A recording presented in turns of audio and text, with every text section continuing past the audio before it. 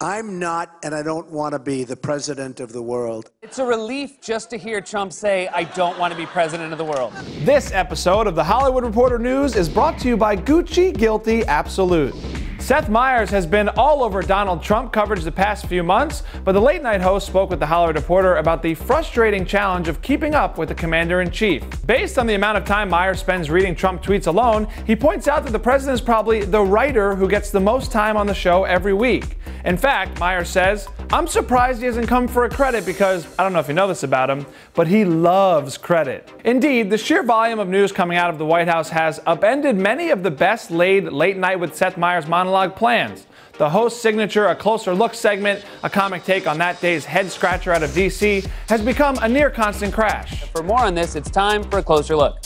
Script drafts are written the night before, and Meyers refines them at 9 a.m., needing to lock the text by 3 p.m. for the 6:30 live taping. After that, there's a 6-hour window for events to blow up the segment before it airs after midnight. It's frustrating for us, he says, because we're trying very hard to make it as up to the minute as possible. Despite the challenges, the host is happy to have an outlet where he can work out anxiety surrounding the administration. For me, it's been incredibly cathartic to be able to process all this information every day with the show and to go out in front of an audience of people and explain what happened with jokes, he says. When you have a president with a low standard of what he's aiming for, it's nice to hang out with low standard people like comedians who are happy to talk about him in the same terms. Ooh, burn. All right, what's your favorite Meyers-Trump bit? Let me know in the comments, guys. For the Hollywood Reporter News, I'm Paul Costabile. See you later.